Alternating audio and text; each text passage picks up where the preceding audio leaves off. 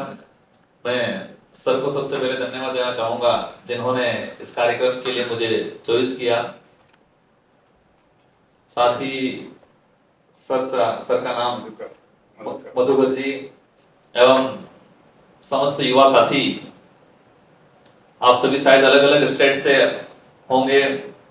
ज्यादा जानकारी मैं नहीं ले पाया था क्योंकि लोकसभा की जो दिनचर्या है, हमारी जोरदार दिनचर्या रहती है। मेरे स्टाफ ने सारा मैनेज किया था, सर के स्टाफ और हमारे स्टाफ में कॉम्बिनेशन बिठा था। मुझे भी लगा मुझे दिल्ली के इस कार्यक्रम में जाना चाहिए, तो मेरी ओर से आप सबको धन्यवाद। जय जोहार। आज मैंने मोटा मोटा पूछा था कि यूथ क्या कर सकता है, वर्तमान परिवेश में देश की राजनीति में किस तरह से लीडरशिप कर सकता है, और इस देश के डेवलप में हमारे यूथ का क्या योगदान रहता है। अलग अलग क्षेत्र में जाके युवा अपनी प्रतिभा के आधार पे हमारे देश को, हमारे समुदाय को आगे ले जा सकते हैं। मुझे जानकारी नहीं है कि किसका क्या क्या सब्जेक्ट है, किस किस फील्ड से आते हैं, लेकिन मुझे ये जरूर पता है कि सब यूथ हैं। सबके अंदर कुछ कर गुजरने की एक क्षमता है, एक जिज्ञासा है, एक जुनून होगा।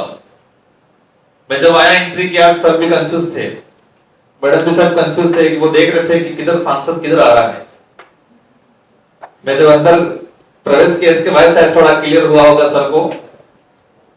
मेरे लिए सौभाग्य की बात है कि मुझे इस एज में हमारे देश की सर्वोच्च सदन के अंदर मुझे प्रतिनिधित्व करने का अवसर मिला, मेरे क्षेत्र का भी और यूथ का भी। और मैं कोशिश कर रहा हूं कि मैं एक शानदार प्रतिनिधित्व करूं। मैडम ने मेरा परिचय बता ही दिया कि मुझे 2 बार विधायक बनने का अवसर मिला और अभी मैं एमपी बना।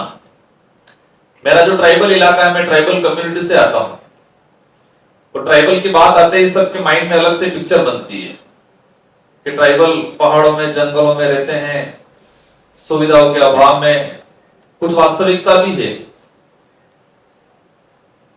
हमारा इलाका इतना कहें कि भौतिक सुविधाओं से इतना परे है। मैं विधायक बना, इसके बाद मैंने मेरे घर की, मेरे गांव में जाने की सड़क बनाई थी। मैं देखता हूं यहाँ पर दिल्ली के अंदर डिमांड होती है कि ये हो गया, वो हो गया। हम लोग ये समझ लेते हैं कि जो शहर है वही देश है।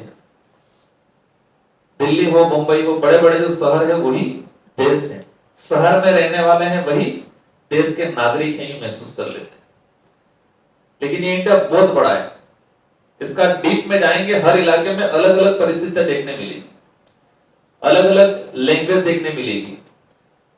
यहाँ की भौतिक सुविधा, गांवों की, ट्राइबल इलाके की भौतिक सुविधा में रात दिन का डिफरेंस मिलेगा। मुझे सौभाग्य मिला कि मुझे ट्राइबल का और ट्राइबल इलाके का प्रतिनिधित्व करने मिला। साथ साथ हर जगह मैं कोशिश करता हूं कि यूथ राजनीतिक में आगे आए।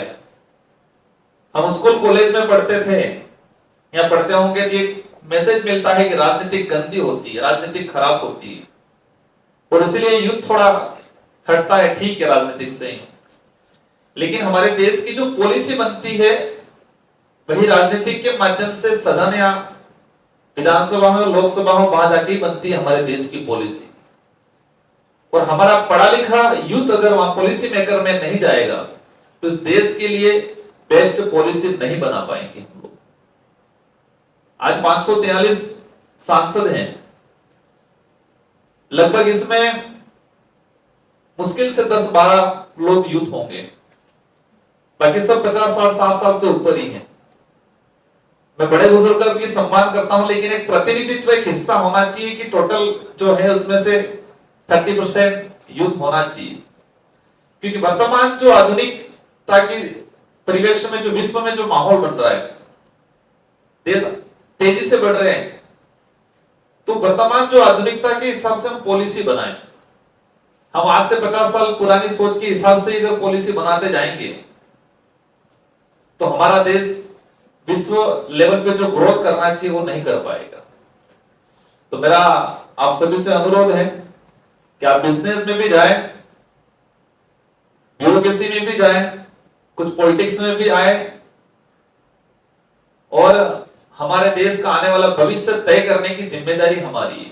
आने वाली जो पीढ़ी, जो बच्चा आज 5-6 साल 7 साल का है, या जो इस दुनिया में आने वाला है, हमारा ही भाई होगा, हमारे ही बच्चे होंगे, तो उनके लिए इस देश को किस दिशा में, या उनके लिए इस देश में क्या परिस्थितियां बनानी है, वो हमारे हाथ में। मतलब ये कह सकते हैं कि आने वाला भविष्य तय करने की जिम्मेदारी हमारी है। तो हम सबकी जिम्मेदारी बनती है कि इस देश के अंदर रहने वाले प्रत्येक वर्ग, प्रत्येक समुदाय, प्रत्येक भौगोलिक क्षेत्र, उन सब के लिए हम बेस्ट पॉलिसी बनाएं। देश की अर्थव्यवस्था जिस तरह से हम देख रहे हैं, पॉलिटिकली दृष्टि से देखते हैं, कोई अलग अलग तर्क देता है, लेकिन वास्तविकता है, मैं राजनीतिक परिप्रेक्ष्य में नहीं कहना चाहूंगा, लेकिन देश की स्थिति ठीक नहीं है। हम शहर को देख के देश का डेवलप का आकलन नहीं कर सकते। आज दिल्ली के अंदर स्कूल है, दिल्ली के आसपास की स्कूल है, उसमें यह रहता है कि एसी नहीं लगी है, कूलर नहीं है, बेंच अच्छी नहीं है, लेकिन देश के कई कोने ऐसे हैं जहां बच्चों को बैठने के लिए कमरा भी नहीं है। मैं मेरे इलाके की बात करूं, एक एक कमरे में 3-3, 4-4 क्लास के बच्चे बैठते हैं। 6वीं, 7वीं, 8वीं 3 क्लास के बच्चे, लगभग 60-70% ऐसे विद्यालय होंगे जहां पर वो सिचुएशन मिलेगी। कई जगह शैक्षणिक गतिविधियां, भौगोलिक स्ट्रक्चर, काफी असुविधाएं हैं। इसलिए हम सबकी जिम्मेदारी बनती है कि देश तभी मजबूत बनेगा जब देश के प्रत्येक वर्ग, प्रत्येक कोने में डेवलप होगा, प्रत्येक कोने में या प्रत्येक वर्ग में अच्छा एजुकेशन आएगा, तभी हमारा देश मजबूत बनेगा। लेकिन हम शहरीकरण या शहर के आसपास का या कुछ एक विशेष एरिया के लोगों को हम आगे बढ़ा देंगे तो देश आगे नहीं बढ़ेगा। और यही परिपाटी से चलने लगे, फिर हम देखते हैं, जैसे कि मैं एक दिन पढ़ रहा था और सुना भी था, मैं विधायक था उस दौरान, 2020 में ट्रम्प आए थे अहमदाबाद में, तो उनके साथ विदेशी अन्य लोग भी आए होंगे। तो आसपास के जो इलाका था, ट्राइबल इलाका था, उनको ढका गया था लगभग 2000 फीट लंबी दीवार बना के, कि जो विदेशी लोग आए हैं तो हमारे इस इलाके को बैकवर्ड इलाका है, कमजोर लोग रहते हैं आर्थिक रूप से, शारीरिक रूप से, इनके मकान ठीक नहीं है, झोपड़ियों में रह रहे हैं, वो ट्रम्प जी या ट्रम्प्स के साथ हैं, वो देख ली जाए तो हमारे देश की छवि खराब हो जाएगी। छवि को बचाने के लिए एक दीवार खड़ी की थी शानदार। यही स्थिति G20 हुआ था, उस दौरान भी ये हुआ था, पर्दा लगाया था चारों तरफ कि देश की हमारी खराब स्थिति, मतलब देश की जो ओरिजिनलिटी है वो विदेशी लोग नहीं देख के जाए। ये होता है। आज मैंने देखा है कि एक गंदा माहौल बना हुआ है। हर व्यक्ति, किसी व्यक्ति का व्यक्तित्व, उसके कपड़े, उसकी क्वालिटी या उसकी लैंग्वेज या उसका रहन सहन से भागते कि नहीं, ये उसका कपड़ा अच्छा है तो नहीं आदमी अच्छा है, बड़ा आदमी है। ये माहौल बना हुआ देश के अंदर। वो महात्मा गांधी जी के साथ भी हुआ था। कई ऐसे लोग हैं, नॉलेज या उसका व्यक्तित्व, उसके कपड़े या उसकी सुख सुविधाओं से आकलन नहीं किया जा सकता है। तो हम सबको मिलकर इस देश को मजबूत बनाना है, तो देश के प्रत्येक वर्ग या प्रत्येक कोने के अंदर, हर स्टेट के अंदर चल जाएगा, ऐसे हर इलाके के अंदर हमको भागना पड़ेगा। ऐसे कई सोशल एक्टिविस्ट देखे मैंने जो अमेरिका के अंदर जॉब करके आए, चलेगा, लेकिन उनको लगा कि नहीं हमारे देश के लिए काम करना है, तो वो काम करने के लिए ग्रामीण इलाकों में गए, क्योंकि उनको पता है कि देश तभी मजबूत बनेगा जब हमारा ग्रामीण इलाके के लोग भी, बैकवर्ड इलाके के लोग भी, कमजोर समाज है वो भी आगे आएंगे, तो ही देश मजबूत बनेगा। ये इनकी सोच रहती है। तो आप सभी साथियों से मेरा यही अनुरोध है छोड़ो कि आप लोग सभी हमारे इस देश के निर्माण में एक महत्वपूर्ण भूमिका निभाए, और यूथ की सबसे बड़ी जिम्मेदारी रहती कि आने वाला भविष्य कैसा होगा उसका निर्माण अपने हाथों में। अब कुछ लोग राजनीतिक के माध्यम से प्रयास करेंगे, कुछ बिजनेस के माध्यम से। हम आत्मनिर्भर की बात कर लेते हैं, लेकिन देखा है कि हम बहुत सारी वस्तुओं पे विदेश पे डिपेंड है, बहुत सारी ऐसी चीजों। हम यहाँ पर आए, हो सकता है किसी का घड़ी होगा, किसी का कपड़ा होगा, बहुत सारी चीजें हम विदेश से आज भी आयात कर रहे हैं। हमारे देश में स्कोप है, लेकिन हम लोग उस लाइन पे नहीं जा पा रहे।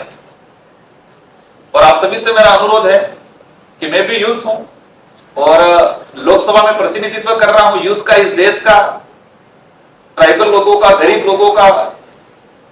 तो आप लोग भी हमें सजेशन करें, और मेरी हमेशा कोशिश रही है कि मैं हर किसी से सीखने की कोशिश करता हूं। तो हमारे देश की पॉलिसी मेकर में हम क्या बेस्ट कर सकते हैं, इस तरह की कोई बात हो तो हमारे तक पहुंचाए। हम लोग कोशिश करेंगे कि सदन में बैठे, उस जगह बैठे हैं कि देश की जो पॉलिसी बन रही है उसमें इंप्लीमेंट कराएं। और मैं पूरी कोशिश दमखम के साथ करेंगे इस देश को शानदार तरीके से आगे बढ़ाए। सारे यूथ साथियों को मेरी ओर से धन्यवाद, मेरी बात को सुना, और मुझे विश्वास है कि मेरी बात को समझा भी होगा, और आप सभी मिलके इसको अमल में लाएंगे। सर को पुनः धन्यवाद। आज शायद मैं लेट भी हुआ, मुझे ऐसा लगा, और आगे भी अपन कहीं किसी न किसी मोड़ पे मिलते रहेंगे। इन्हीं शब्दों के साथ आप सबको धन्यवाद, आभार। जय जोहार, जय भारत, जय श्री राम।